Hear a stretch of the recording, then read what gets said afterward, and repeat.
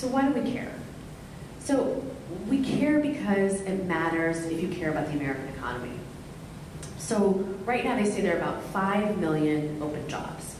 So it's a good time to be looking for a job if you have the right skills.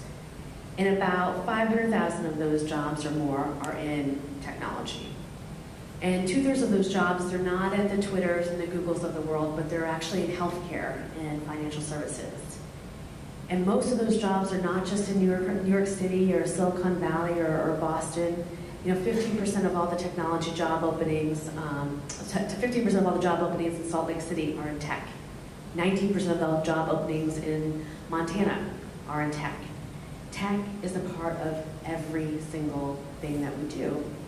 And 44%, I think, of business executives say that they just can't hire enough engineers. Like, there's this feeling in industry that there's this huge talent vacuum that people are desperately trying to fill. When I was growing up, my father basically looked at me and said, all right, Reshma, you have 3 choices. You could be a doctor, an engineer, or a lawyer. And that was it. Because I was responsible for making sure that the American dream happened for my family. And those were the jobs that you made a good wage. We're not having these conversations with our young people. So universities are still giving out twice as many business and social science degrees as engineering degrees.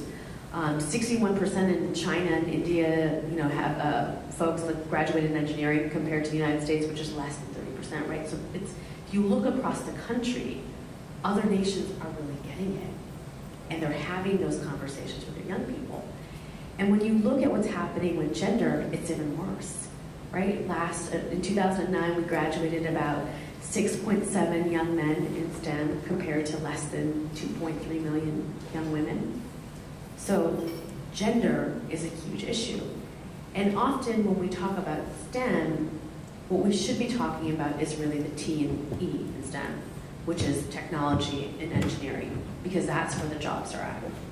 So right now, 5 years from now, there's going to be 1.4 million jobs that are going to be open in the computing-related fields. And 29% of those jobs will be filled by US graduates. And 3% of that 1.4 million is going to be filled by women. So at a time where women make up the majority of those in college, the majority of those in the labor force, and soon to be close to the majority of those in breadwinners, this is the problem. And this is a real cause for concern because 71% of those STEM jobs that everybody is obsessed about, they're in computer science.